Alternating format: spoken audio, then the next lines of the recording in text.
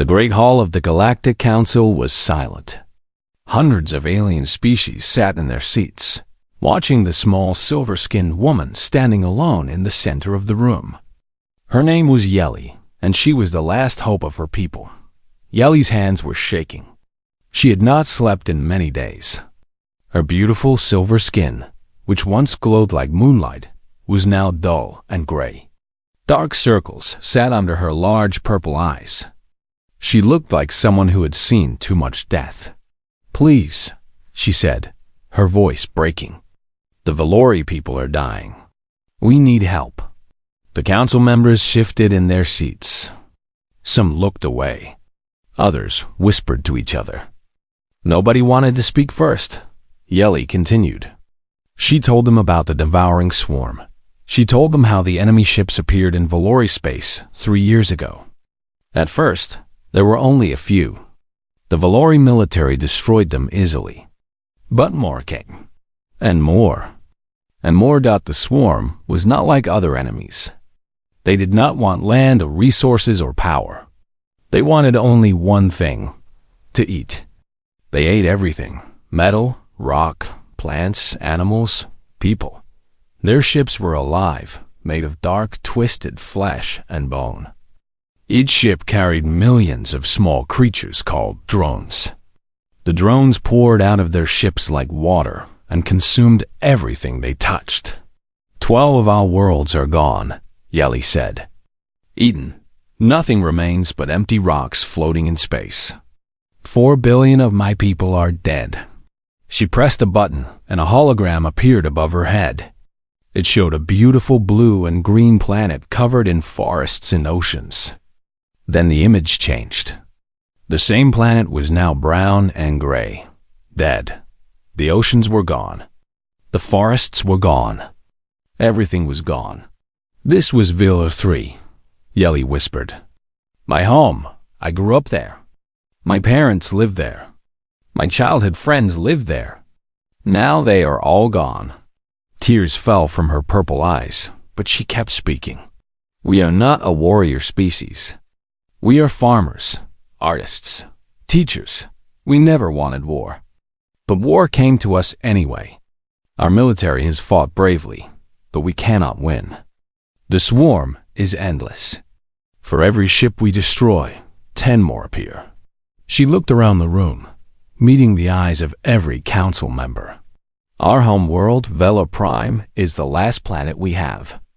30 million people live there. 30 million innocent lives. If we do not receive help, they will all die within 12 solar rotations. Silence filled the hall. The Korath ambassador, a tall reptilian creature with green scales, spoke first. The Korath Empire offers our sympathy. But we are too far away. By the time our ships arrived, the battle would be over. The Mendi representative, a being made of floating crystals, spoke next. The Mendi collective must remain neutral. We cannot risk bringing the swarm's attention to our worlds. One by one, the great powers of the galaxy refused. Too dangerous. Too expensive. Too far. Too risky. Everyone had an excuse. Everyone had a reason to say no. Yeli felt her heart breaking. She had traveled across the galaxy to beg for help. She had left her husband and young daughter on Vela Prime. She had promised them she would return with good news. Now she had nothing. Is there no one? She asked, her voice barely a whisper.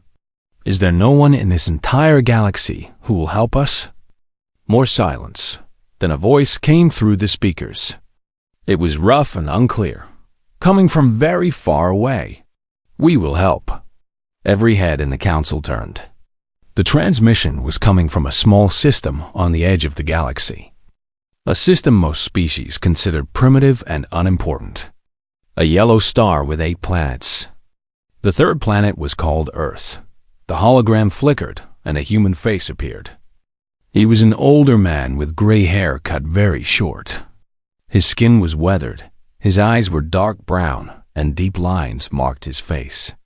He wore a simple black uniform with silver stars on his shoulders. His name appeared below the image. Admiral Park Dawn, United Earth Defense Force. "We received your distress signal," he said. His voice was calm and steady. "We have been monitoring this council session. How long can your people hold?" Yeli stared at the human in shock. She had heard of humans, but she had never met one. They were a young species, only recently discovered by the galaxy. Their planet was small. Their technology was considered basic. Nobody took them seriously. "Perhaps 12 solar rotations," she answered. "Maybe less." Admiral Park nodded slowly. Something moved behind his eyes. Something hard and cold. "We will be there in 8. The council chamber exploded in whispers and shouts. The Korath ambassador laughed out loud. "Impossible," he said. "Earth is 47 light years from Valori space. No fleet can travel that distance and prepare for battle in 8 rotations. You humans are known for your jokes, but this is cruel." Admiral Park's expression did not change. He simply looked at the Korath ambassador with those dark, steady eyes. "We are not joking," he said quietly. The laughter stopped. "The human fleet will depart within 6 hours. We will arrive at Vela Prime in 8 solar rotations.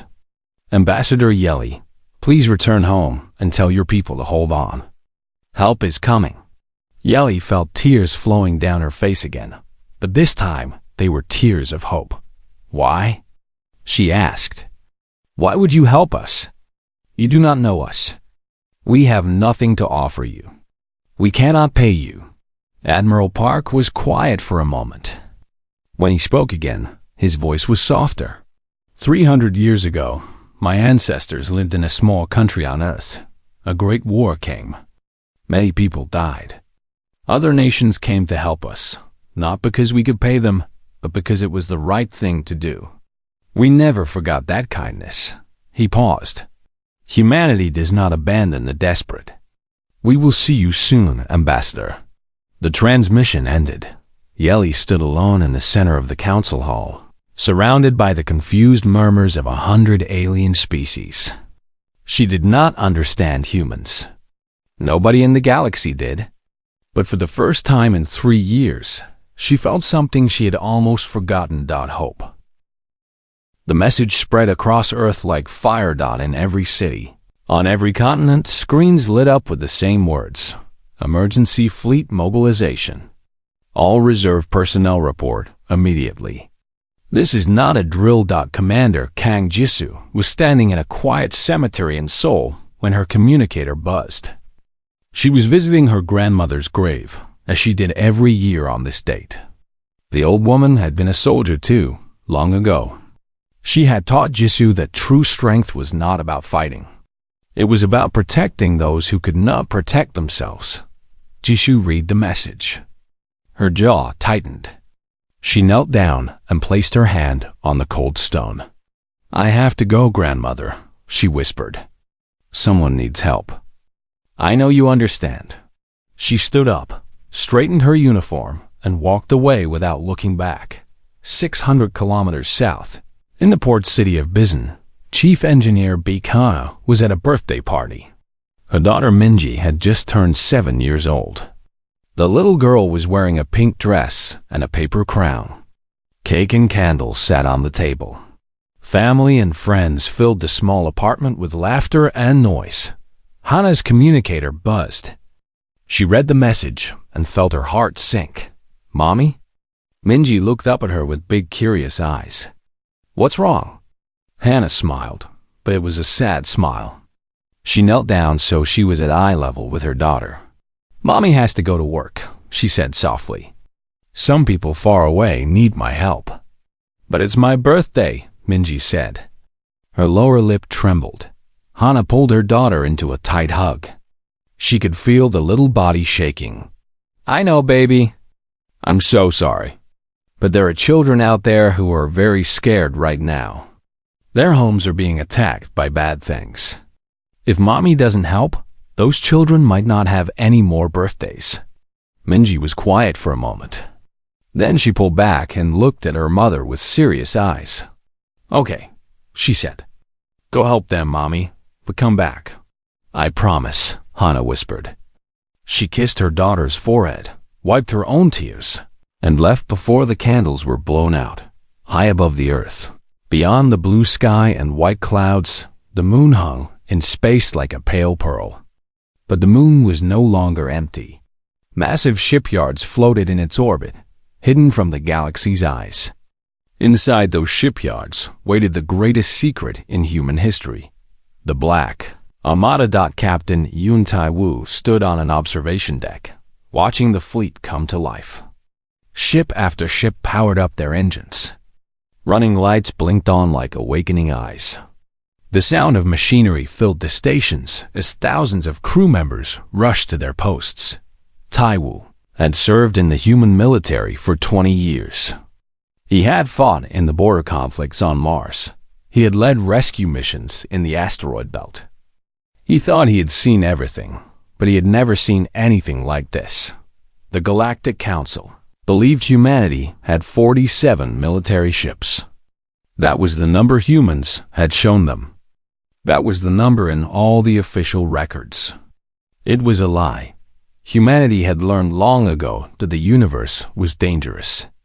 They had looked at the stars and seen not just beauty, but also threats. Other species were older, stronger, more advanced. Some of them might want to destroy Earth someday. So humanity had prepared in secret. 300 warships waited in the darkness. Dreadnoughts the size of small mountains, covered in armor thick enough to stop a nuclear blast. Carriers filled with thousands of fighter craft, each one piloted by trained humans ready to die for their species. Destroyers fast and deadly, designed to cut through enemy lines like knives. Battlecruisers bristling with weapons that could crack a planet in half. Every nation on Earth had contributed. Old enemies had worked together. Countries that had fought wars against each other now built ships side by side. Because when humans looked at the darkness between the stars, they understood something important. Out there, nobody cared about their borders or their politics or their history. Out there, they were all just humans, and they would survive together or die together. Admiral Park Doan stood on the bridge of the flagship. It was called the Eternal Vigil, and it was the largest warship ever built by human hands. 2 kilometers long, crew of 12,000. Enough firepower to burn a continent. Park looked at the main screen. 300 green dots surrounded his position. 300 ships. 300 crews.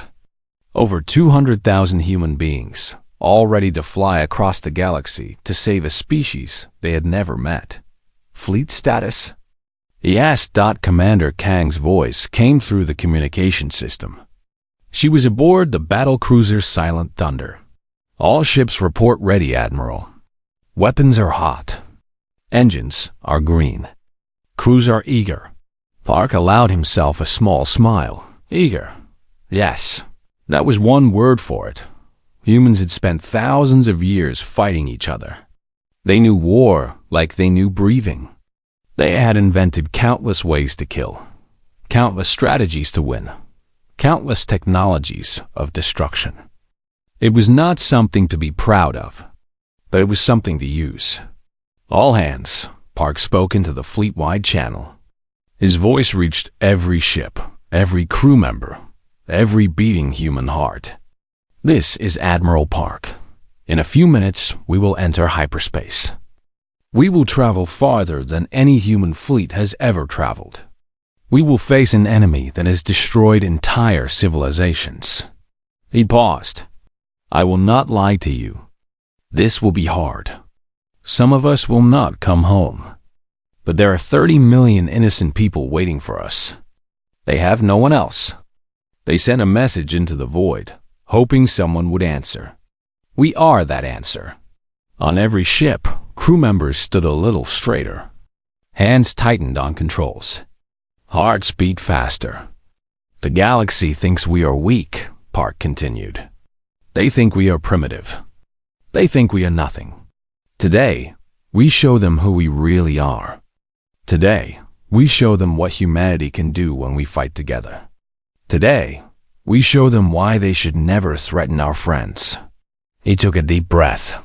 Black Armada, engage hyperspace drives. Let's go save some lives. The engines roared. Space bent and twisted, and 300 human warships disappeared into the void, racing toward a battle that would change the galaxy forever. Vela Prime was dying. Ambassador Yeli stood on the balcony of the last government building, watching the sky burn. Swarm ships filled the horizon like a black cloud. Their twisted organic forms blocked out the sun. Millions of drones rained down on the cities below, eating everything they touched. 30 million Valori had gathered in the capital city. They huddled in underground shelters. They hid in buildings. They held their children close and waited for the end. The military had fought bravely, but there were too few ships left. In a few hours, the swarm would break through the final defense line. Then it would all be over. Yeli had told her people that help was coming. She had told them about the humans. But 8 days had passed, and the sky remained empty. Some Valori had started to lose hope. Some whispered that the humans had lied. Some said that no one was coming. Yeli did not know what to believe anymore. Her husband Tovan stood beside her, holding their daughter Sally in his arms. The little girl was only 5 years old. She did not understand what was happening. She just knew that everyone was scared. "Mommy," Sally said, "the sky is dark." "Where did the sun go?" Yeli could not answer. Tears filled her eyes. Then something changed. A bright flash lit up the darkness. Then another. Then 100 more. Yeli shielded her eyes as light exploded across the sky. When she could see again, her heart stopped. Ships. Human ships. Hundreds of them. They emerged from hyperspace like ghosts, becoming solid. Small ones. Medium ones. And giants that made the swarm ships look like insects. The largest human vessel was longer than the Valori capital city. It hung in the sky like a mountain of metal, covered in weapons that pointed in every direction. Yeli fell to her knees. She could not breathe. She could only stare. On the bridge of the Eternal Vigil, Admiral Park studied the battlefield. The tactical display showed thousands of swarm ships surrounding the planet. Their organic hulls pulsed with dark energy. Drone carriers vomited endless streams of attackers. It was a nightmare made real. Report. Park ordered. Lieutenant Choi Yoonji, a young woman with short black hair and sharp eyes, pulled up the data. She was only 23 years old, but she was the best tactical officer in the fleet. "The swarm has approximately 4,000 combat vessels," she said. "They are using close-range attack patterns. Their ships try to get near enemy vessels, then release boarding drones. Once the drones get inside, they eat the crew and take over the ship. Weapons? Mostly short-range. Organic projectiles, acid sprayers, ramming attacks. They have very little long-range capability."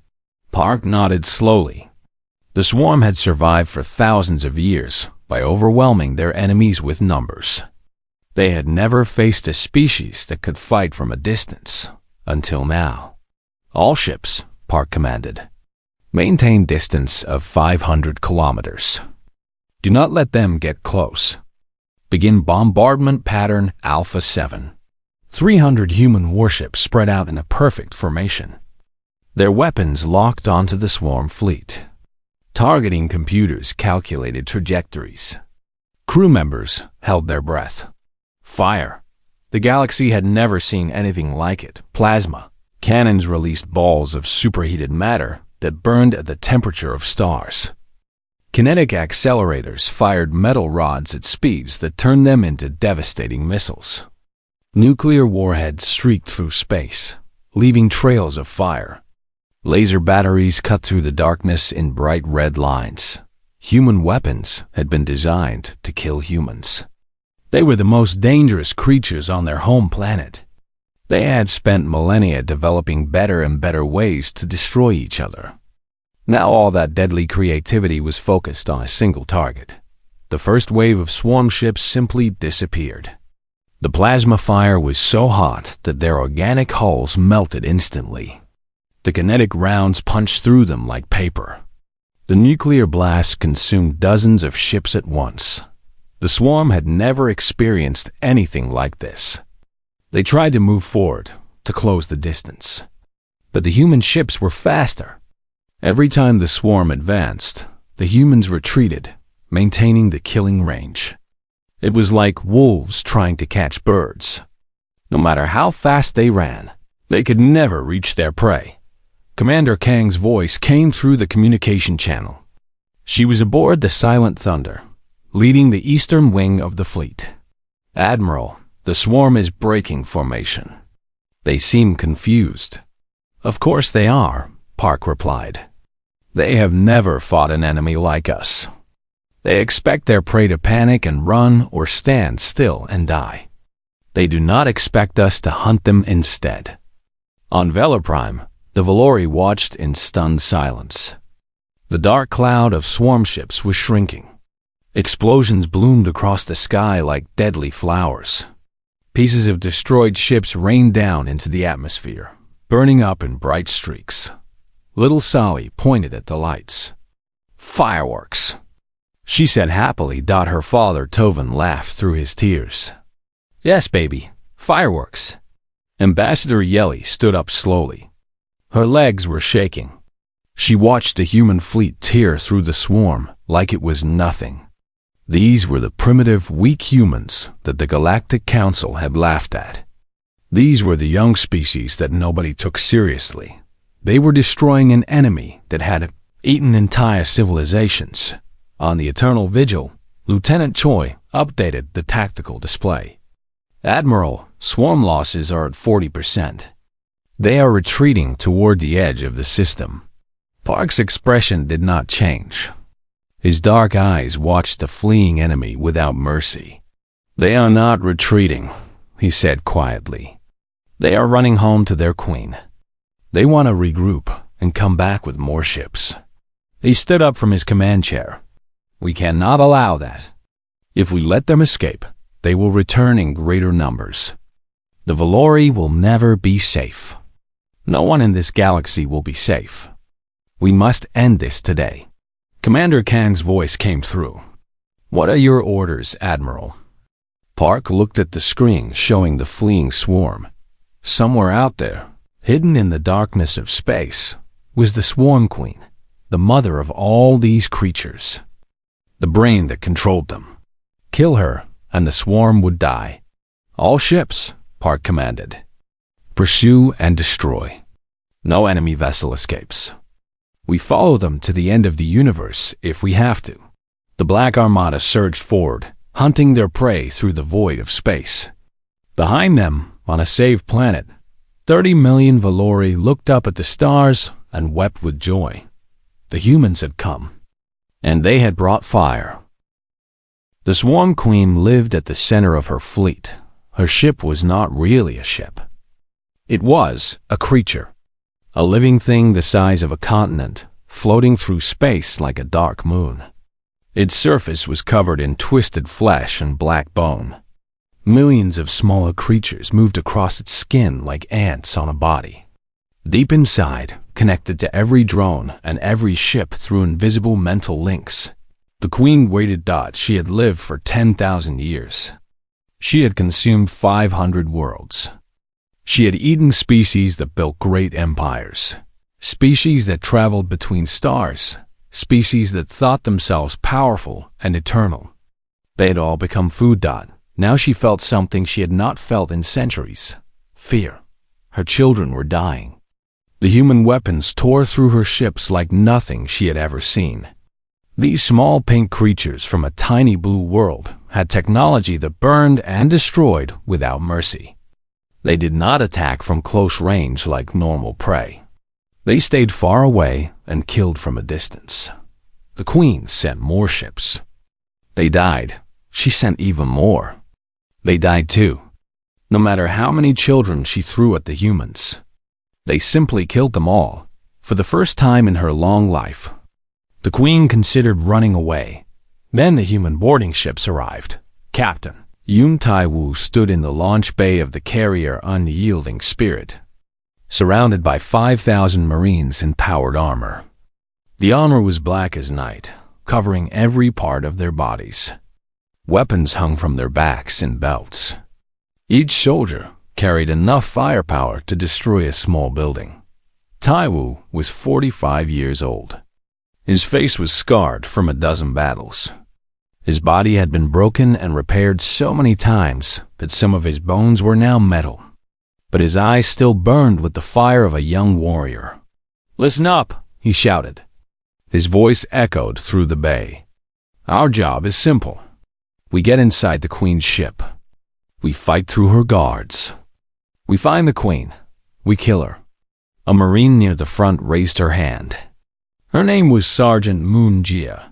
She was the smallest soldier in the unit, barely tall enough to meet the height requirement. But she was also the deadliest fighter in the entire fleet. Her kill count was legendary. "Sir," she said, "the Queen's ship is the size of a small moon. How do we find her in there?" "Chief Engineer Beak is working on that," Tai-Wu replied. "She is jamming the Queen's communication signals. Once we are inside, she will guide us to the core." High above, in orbit around the battlefield, Beak Hana sat at her control station aboard the technical support ship Mind of Iron. Her fingers danced across the controls as she hacked into Swarm. Communications. The Swarm used mental links to communicate. The Queen sent thoughts to her children, and they obeyed. It was a powerful system, but it had a weakness. All the signals passed through the Queen herself. Interrupt those signals, and the Swarm became blind. "I found it," Hana whispered. "I found a gap in her network. Captain Yoon, you have 17 minutes. 17 minutes where she will not be able to sense you coming." "That's plenty of time," Tai-Wu said. He turned back to his Marines. "You heard the lady. 17 minutes to change the galaxy. Let's move." The boarding pods launched from the carrier. They were small, fast, and hard as diamonds. 50 pods, each carrying 100 Marines, shot toward the Queen's ship like bullets fired at a giant. The Queen's defenders tried to stop them. Organic weapons fired from the surface of her body. Swarms of drones rose up to block their path. But the human pods were too fast. They punched through the defenses and crashed into the Queen's flesh. Tai-Wu felt the impact shake his whole body. Then the pod doors opened and hell began. The inside of the Queen's ship was a nightmare. The walls were made of wet, dark tissue. The floor squished under their boots. Strange liquids dripped from above. And everywhere, there were drones. The creatures attacked in waves. They had sharp claws and acid blood and teeth that could bite through metal. But the humans were ready. Plasma rifles lit up the darkness. Explosions shook the walls. Drones died by the hundreds. "Keep moving," Tai-Wu shouted. "Don't stop for anything." Sergeant Moon led the way. She moved like water, flowing through the enemy without stopping. Her rifle fired again and again. Every shot killed. Every movement was perfect. "Captain," she called back. "The path is clear ahead." The Marines pushed forward, through tunnels of flesh, through chambers filled with eggs, through pools of acid and forests of hanging tendrils. Everything tried to kill them. Everything failed. 14 minutes. They found the first defense line. Giant drones, 3 times the size of normal ones, blocked the path. Their armor was thick. Their weapons were huge. Heavy fire. Tai-Wu ordered. The Marines brought out the big guns. Rocket launchers. Plasma cannons. Weapons designed to destroy tanks and buildings.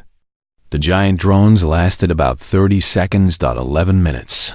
The Queen's core was close now. Taiwu could feel something in his mind.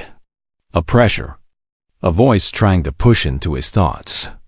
The Queen was trying to control them. Mental shields up. He shouted. Don't let her into your heads.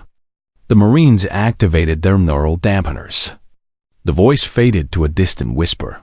7 minutes. They reached the final chamber. It was huge, bigger than a stadium. And there, in the center, was the Queen. She was massive. A bloated mountain of pale flesh covered in veins and tubes. Neural tendrils spread out from her body like roots of a tree, connecting her to the entire swarm. Her eyes were small and black, but they burned with ancient intelligence. She spoke directly into their minds. Her voice was cold and endless. You cannot stop. U.S. We are hunger. We are eternal. We have eaten gods. Taiwu stepped forward. In his hand was a small silver device. It did not look like much, but inside that device was enough antimatter to vaporize everything within 10 kilometers. Maybe you have eaten gods, he said out loud, but you have never eaten humans. He pressed the button to arm the bomb, and you never will. The Marines retreated. They fought their way back through the tunnels, through the drones, through the flesh. Behind them, they left the antimatter device counting down. 3 minutes.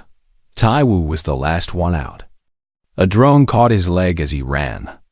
Its claws cut through his armor. Blood splashed on the floor. He shot it in the face without slowing down. 2 minutes. The boarding pods launched. They flew away from the Queen's ship as fast as their engines could push them. 1 minute. On the eternal vigil. Admiral Park watched the countdown. 30 seconds. The pods reached minimum. Safe distance. 10 seconds. 5. 3. 1. The antimatter bomb exploded. For a brief moment, a new star was born in the darkness of space. Light brighter than a sun washed over the fleet. The Queen's ship, a continent-sized monster, collapsed in on itself. The flesh burned. The bone shattered.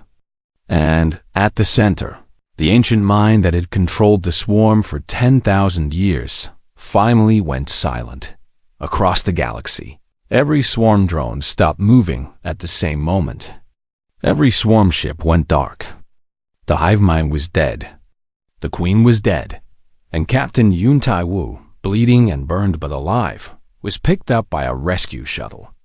He looked out the window at the expanding cloud of destruction and allowed himself a small, tired smile. Humanity sends its regards, he whispered. 3 months had passed since the death of the Swarm Queen. The Galactic Council chamber was more crowded than it had ever been. Representatives from over 500 species filled every seat. More watched through holographic projections from distant worlds.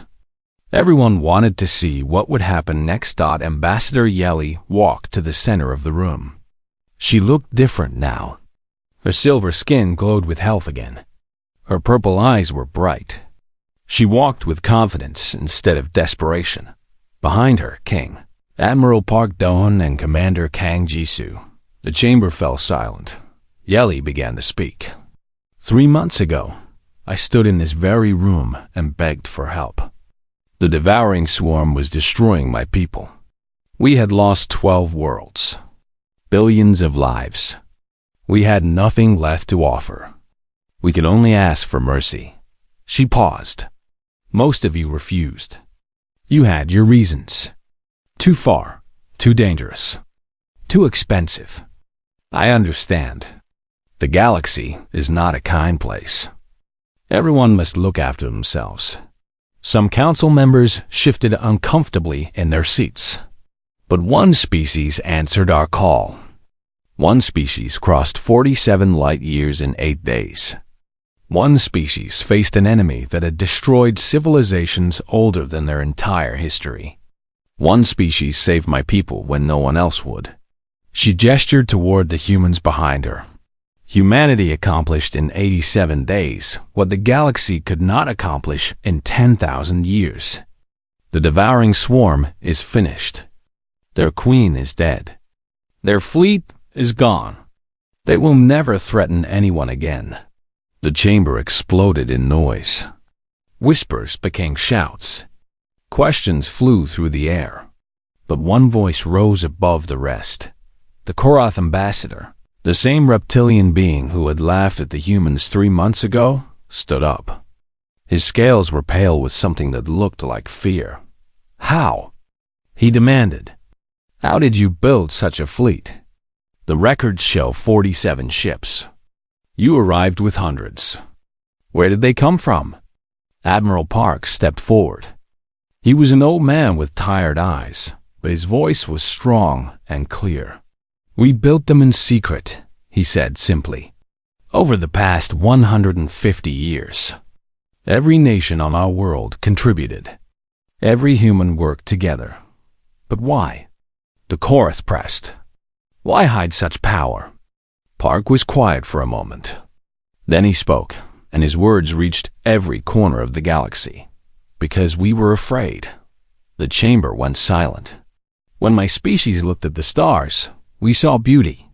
We saw wonder. But we also saw danger. We are a young species. Our civilization is only a few thousand years old. We have no great empire, no ancient wisdom, no powerful allies. We were alone in a universe full of things that could destroy us. He looked around the room, meeting the eyes of species that had existed for millions of years. So we prepared. We hoped we would never need our hidden fleet. We hoped the galaxy was friendly. But hope is not a strategy. We built weapons because we wanted to survive. We built them in secret because we did not want to seem like a threat. We wanted peace. But we prepared for war. The Mendi representative spoke next.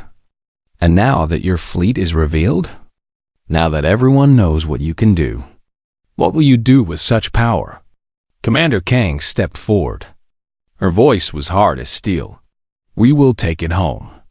We will go back to our little blue world. We will raise our families and build our cities and live our lives. We did not come here to conquer. We did not come here to intimidate. We came here because someone asked for help.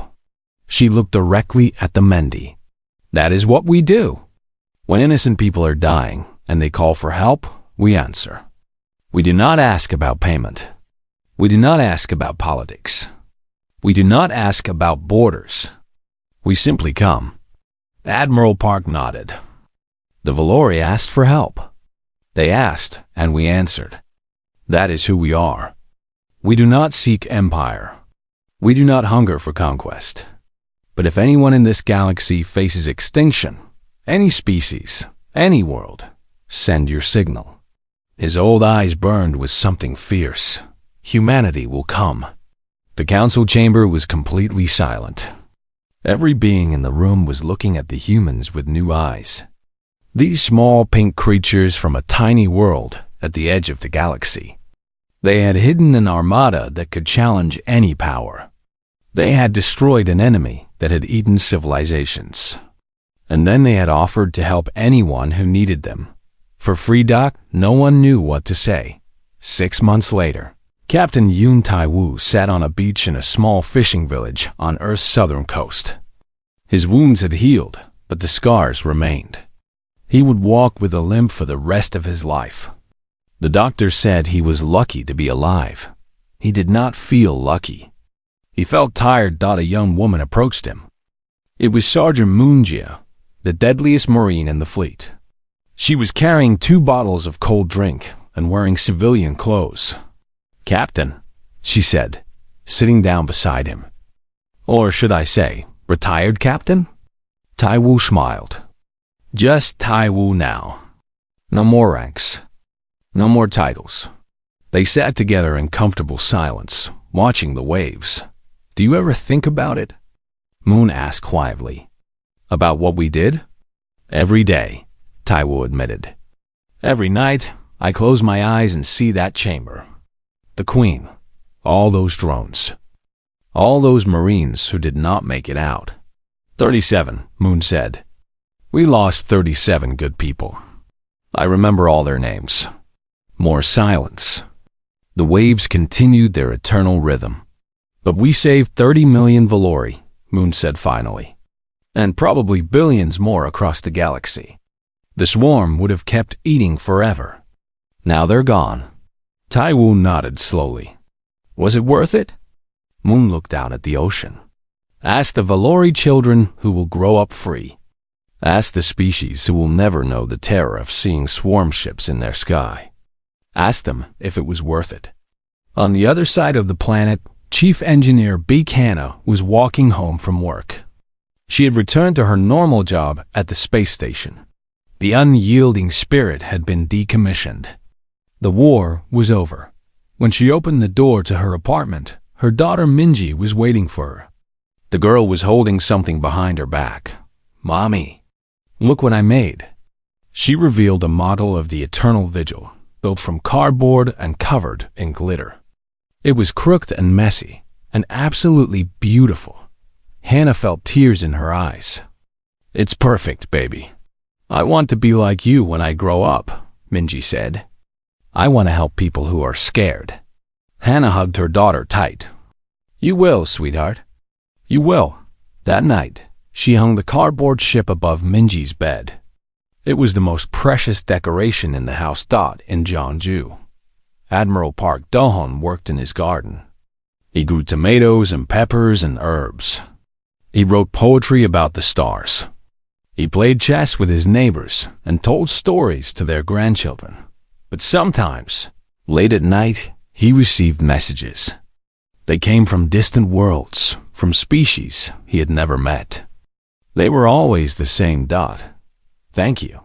The galaxy did not forget. In trading posts and council halls, on merchant ships and frontier colonies, beings of 1,000 species shared the story. The story of how a young species from a small blue world answered a call for help. The story of how humanity brought the most fearsome fleet ever seen, not for glory or power, but because someone was afraid and alone. The story of how they won, and the final words of that story, repeated in 100 languages across 1,000 stars. We're always the same. If you are in trouble, if you face the darkness alone, if all hope is lost, send your signal to the third planet of the Sol system. Humanity will come. They always do.